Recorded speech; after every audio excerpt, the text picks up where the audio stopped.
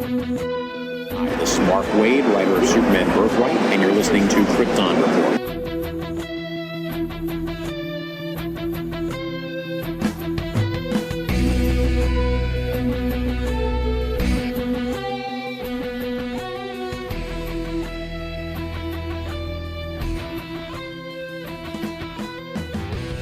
Hey everybody, Tyler from Kyrpton Report. Just want to remind you real quick, if you love shopping on Amazon and you want to support Southgate Media Podcast, if you go to southgatemedia.com, there's a portal where you can log into your Amazon from there that a portion of everything you buy on Amazon goes to Southgate Media to help support that. So it's a great way of helping out and along with the show. Hi, this is Mark Waid, writer of Superman Birthright, and you're listening to Kyrpton Report. Welcome to another episode of the Kyrpton Report. Today, Jania and I will be discussing the episode entitled Strange Visitor from Another Planet. Yes. Directed by Glenn Winter. Alright, so this episode kicks off with like this over narration that's really interesting because you're not quite sure who or what it is. And, you find out it's a letter to Adam. Yeah. That Kara sent on behalf of Cat Grant without Cat knowing that she sent it. So that's really, really interesting. Ooh, plus we had this really interesting dynamic between Cat and Win in this episode, so.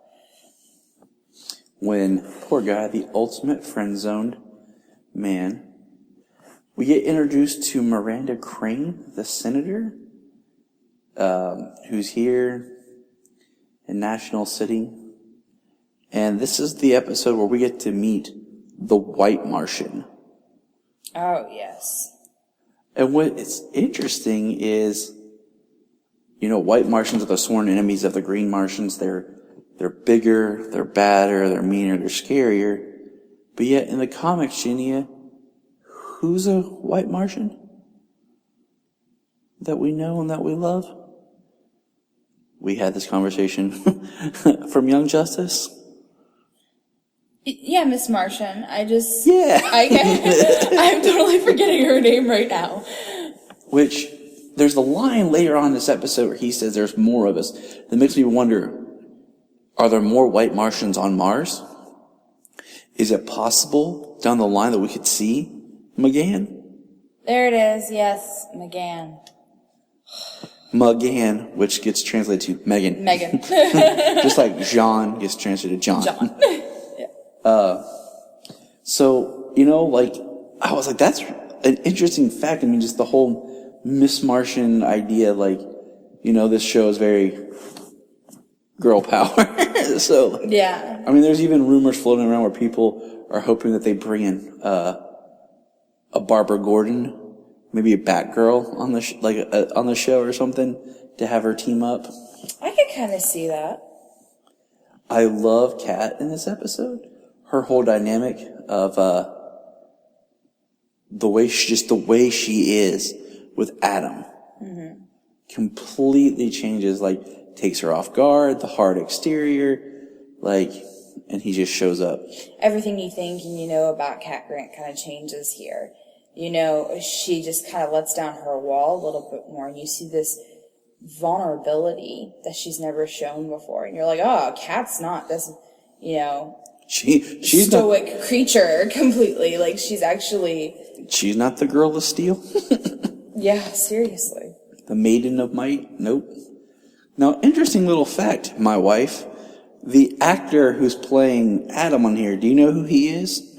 He is Kara or Melissa's real-life husband. Which is interesting, because, you think it'd be extremely easy to play. Okay, Melissa, okay, ready? I need you to pretend like you love this guy.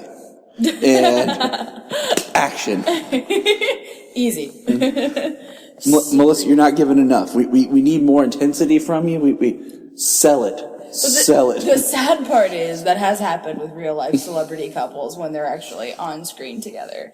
So, true story. I feel like if you and I ever got cast in something, they'd be like, oh, you guys are cute.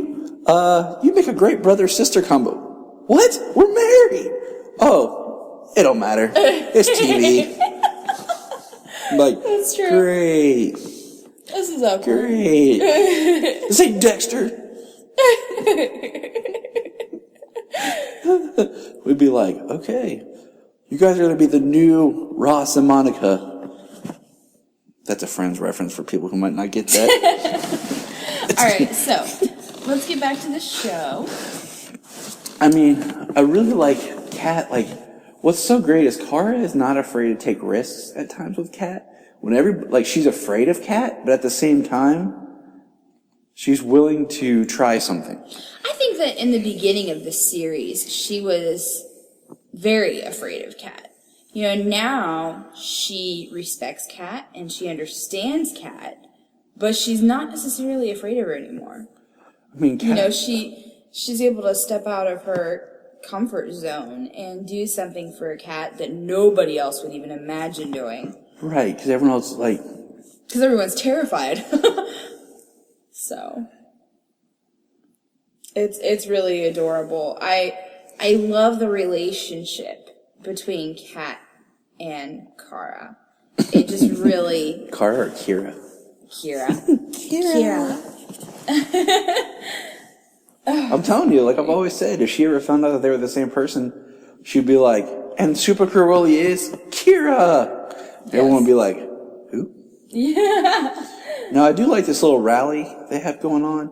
The anti-Supergirl rally. Yeah, and the DEO is out there, pretending to be the FBI. Doing their job.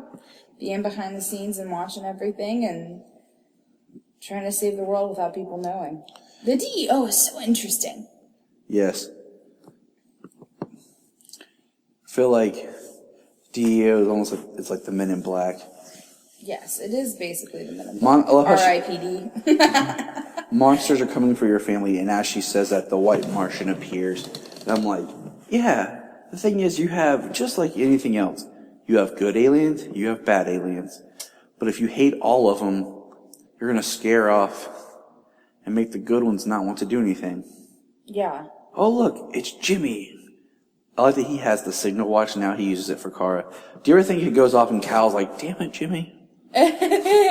like, I told you, man. And then he's like, oh, no, Kara, I feel sad for John right here. Like, he freezes in that quick shot of the Martian, like, just enough to give us the backstory. Flashbacks. You know, of a little bit. Yeah. Like, he just freezes, and that's fear. And boom, Supergirl's on the action. You know what's crazy if you think about it? This show has a better budget than Superman 4 did. Oh, we don't talk about that, Tyler. No, we don't. We don't talk about Superman 4. Hey, as a child, I liked Superman 4 because he fought the nuclear But guy. you didn't realize how terrible it was. Exactly. And it was always the one that was always on TV. But I wonder why. It was cheap. Cheaper to air. But this is legitimate. Supergirl swoops in and saves the senator. I will say, upon our first viewing, I did have my reservations. I was like, that just seemed, why is she alone? Like, that just seemed too, odd. And my thing is, John Jones as a Martian Manhunter, is very powerful. Yes. And you would think he would recognize the White Martian, but I think the whole point is he's afraid. And I feel like he was distracted, too. He was distracted, he's afraid. No. I mean, it also, he talks about him having to concentrate to keep the Hank Henshaw form. But I just feel like that would keep him not being able to, happen. Now, let me, like this show, okay? The DEO is based outside National City, okay? Mm-hmm. Fort Ross, I guess, crashed somewhere close within proximity of National City, somewhat, okay? Yep. It's kind of like that whole thing in Power Rangers where you're always like, why does Rita always attack the exact same spot every time?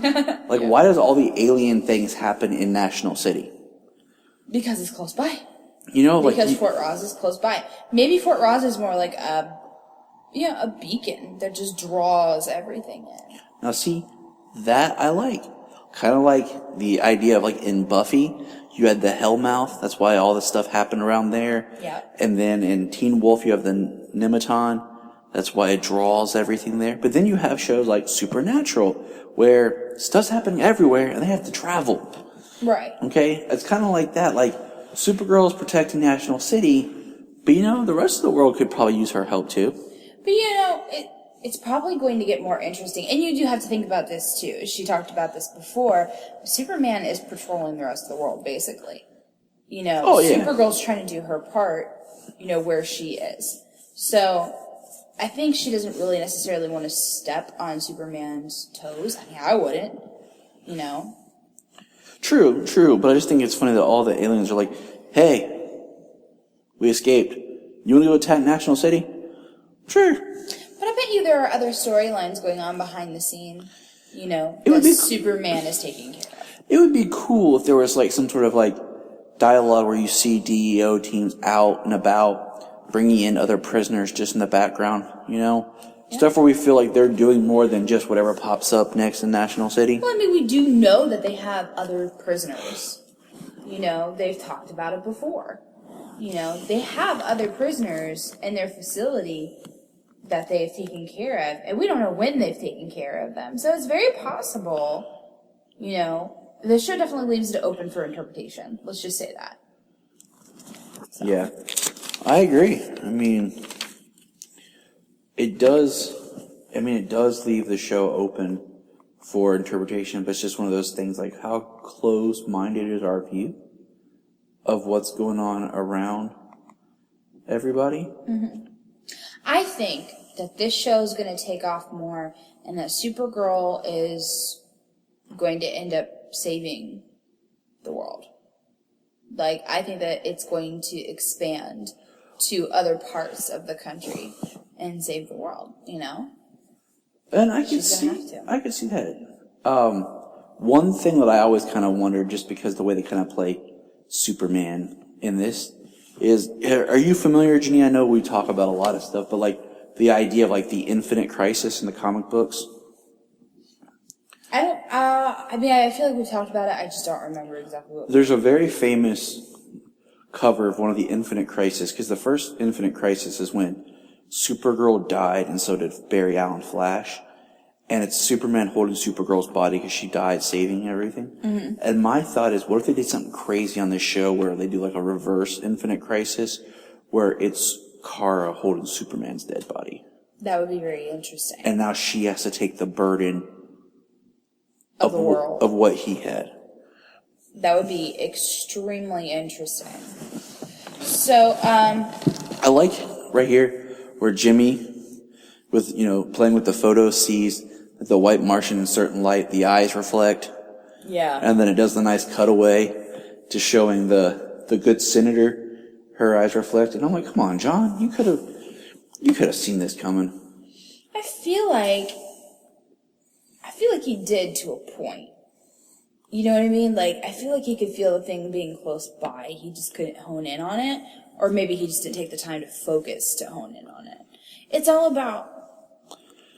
You have to think, and we've talked about this before, if he doesn't use his muscle, for a lack of a better term, if he doesn't use his ability on a regular basis, it gets rusty. Just like our talents and abilities do, we have to practice. We have to work on them in order for us to keep up with them. So he's just rusty. That's the way that I take it. And I can back you up with that. Like, he's been so afraid to show or do anything that's out of the norm. I bet he suppressed a lot of his abilities and stuff, and he doesn't know exactly how to bring them back up. Not using them for so long and spending so much time pretending to be Hank Henshaw. Yeah. And I'm trying to remember if he said something else. That he's trying to live like a human, which makes me wonder if, as it goes on, if we'll see more of the Martian's powers. Yeah. Oh, man, why am I yawning? Whew. We have a 1-year-old. But, the whole fight scene of, in the DEO is pretty freaking awesome. It really is. She just, rips through there and... The senator, you mean? Yeah, the white Martian senator. Yeah, she's super intense. I mean, she sells it. Sometimes, no offense, but they cast sometimes these female actresses who are supposed to be BA, and when you see them, you just don't believe it. Yeah.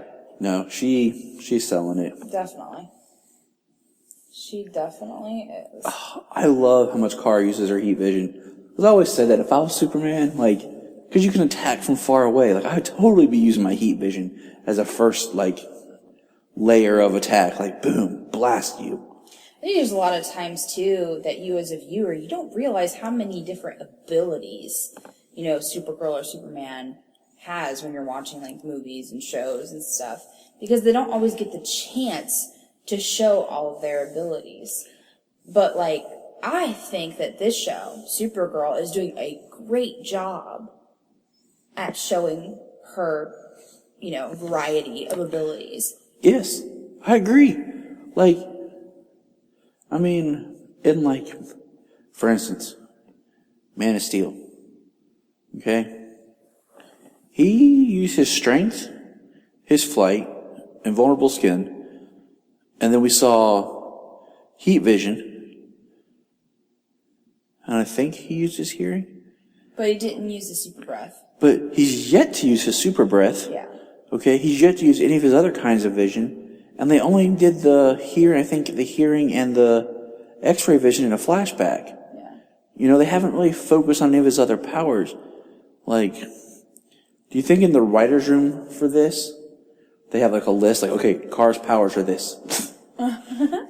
Probably. Because they have to remember. Reference points.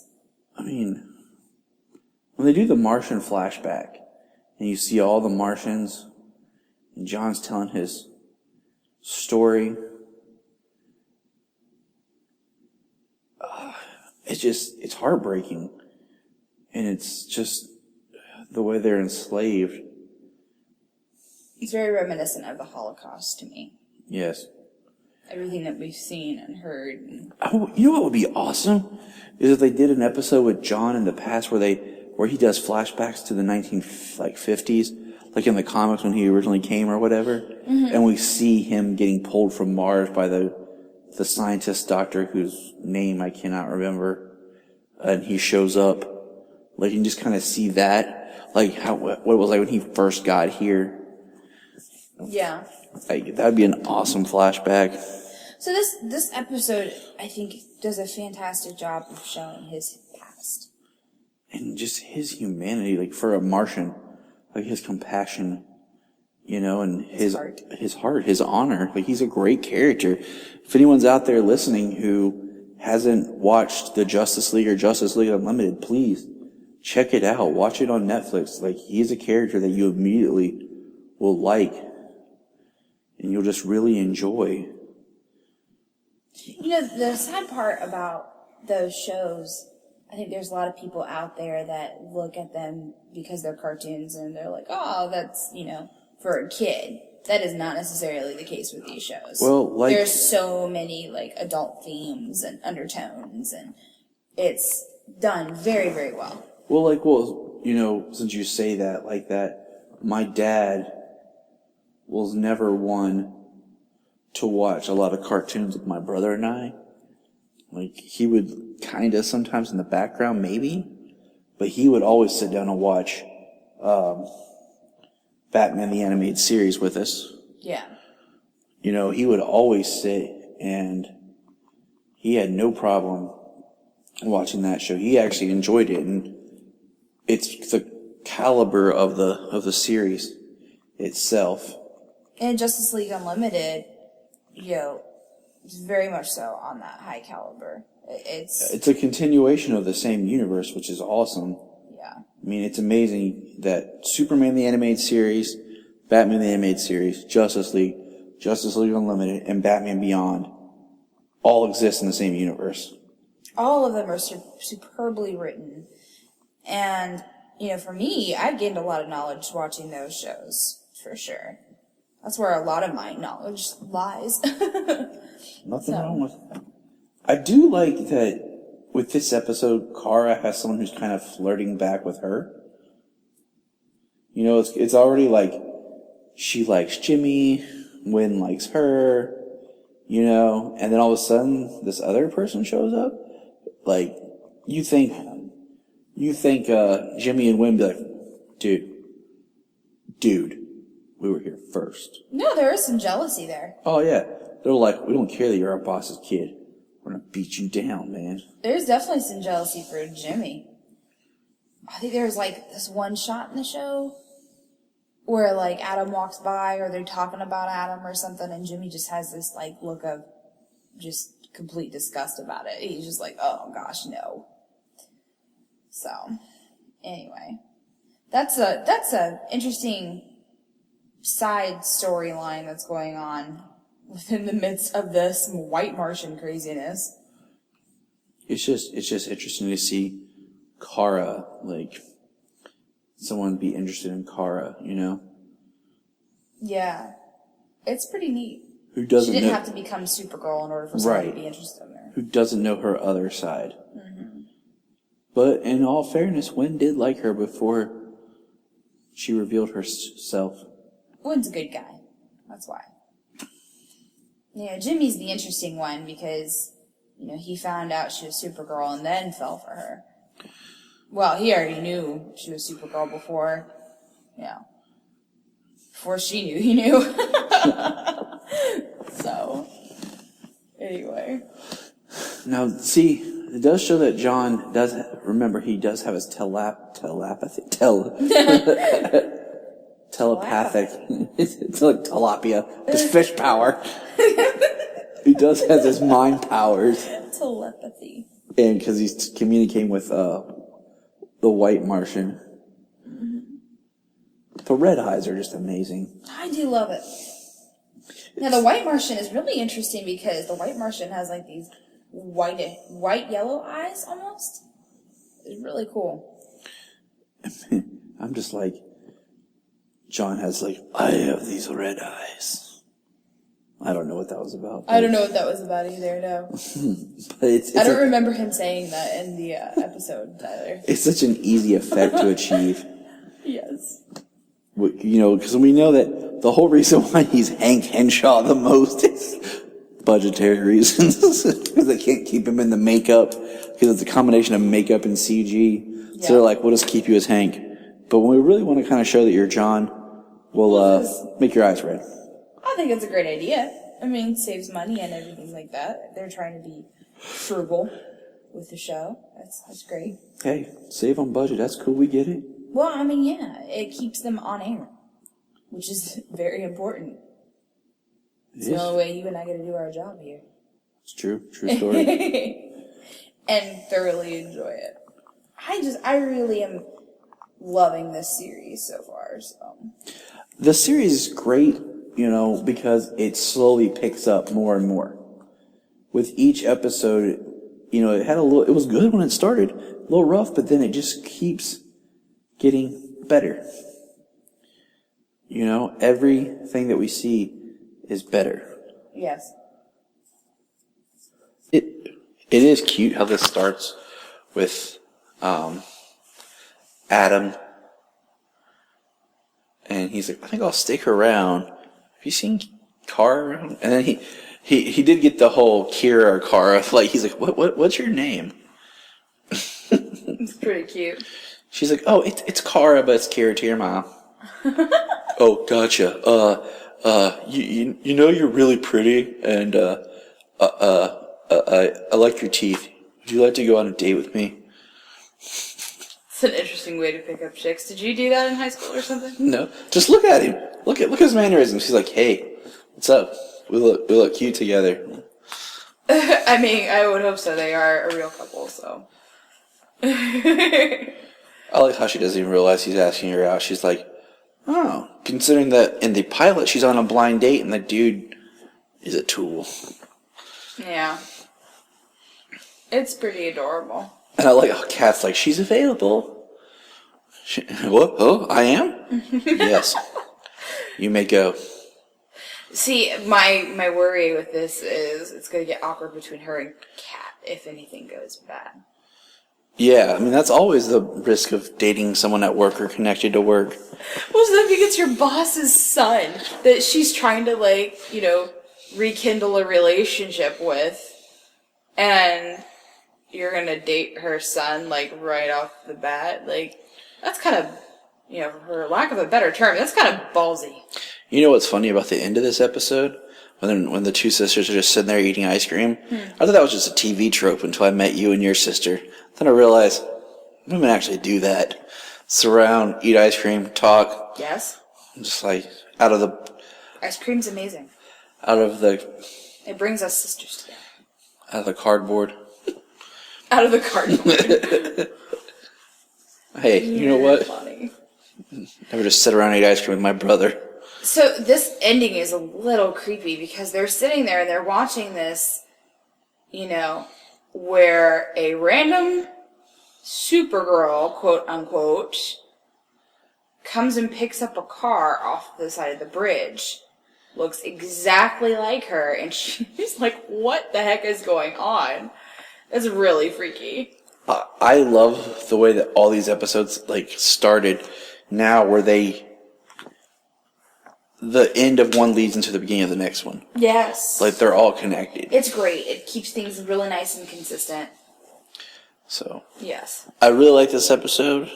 I can't wait to see the next one because I know what the next one has in it. Mm-hmm. They advertise as Bizarro, which I think is sweet. But I'm always afraid like they're going to do too many Superman tropes.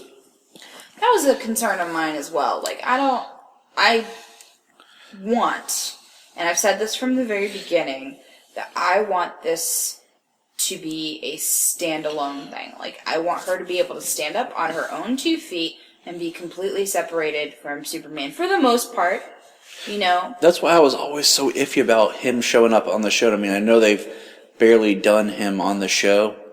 Like, they could have had a line or, I don't know, like, he's off-world or something, like, and she's here. I mean, so far it's good, but still always kind of like, why isn't he around more, you know? But... Yeah, I mean, I get that. I think one of my biggest issues with Supergirl, because I haven't always been a Supergirl lover. You know, I've always liked her. You know, I just haven't always been crazy about the character. You know, she's fallen way too close underneath of Superman's shadow. And, I mean, there's such a thing as, like, being similar, and that's good. Mm-hmm. And that can be good, and that can, you know, you can still develop your character and everything. It would be very interesting. But then, there is such thing as being too close to the character, too similar. And then it's just like, well, why did you even create this character? It's basically Superman in chick form, you know? And I didn't want that to be this series. I wanted it to be different. Because I wanted to see more depth to her character. I was afraid that they were going to go too much like Superman. And that's where I think with the DEO and Alex and all that comes into play to really change that up. Oh, yeah. And to give us that character. But when it comes to villains, stuff, you're always like, who's she going to fight? There is no kind of, you say Supergirl, you automatically think this person. Yeah. You know? Well, I do think the one thing that they're struggling with, if anything, are the villains. And the reason why I say that is you have Maxwell Lord. And I do find him to be a very interesting character. But he is very similar to Lex Luthor. Yes. You know, we're going to see a Bizarro. You know, how close is this Bizarro going to be to Superman's Bizarro? You know, are we treading the line too close? Exactly. You know, I fear that. They really need to have some villains that are able to stand on their own 2 feet as well as the main character. And that's where, like, the Fort Ross things come in. I mean, they've had some, but even like we've said before with Non and Astro's kind of like a Zod, stuff like that. we need to carve out our own straight up Supergirl villain. Well, I do have to say I really liked this particular episode for the fact that we had the White Martian. That was a different villain. Yes. That was something that was a little bit more unique and a little unexpected, you know? Because it was more of a John villain, and she was helping part of it. Yeah. And it was, I don't know, I found it neat because a lot of viewers, you know, like myself, prior to watching Justice League and Justice League Unlimited, I wouldn't even known that there was such a thing as a White Martian. You know, I personally have never really known a whole lot about Martian Manhunter's past, who Martian Manhunter was, until I watched that series. You know, so there are probably a lot of viewers that are watching this show that are just like, you know, this is new to them, and it's exciting because it's new. So, I agree. I think that was smart. Any other final thoughts on this episode? It was a good episode, once again. I love that it dove into John Jones' character more. We got to see more of the depth of, you know, why he is the way he is, and, you know, who he was compared to who he is now, and why that all happened. It's just a very neat episode. All right. Well, until next time, look up in the sky.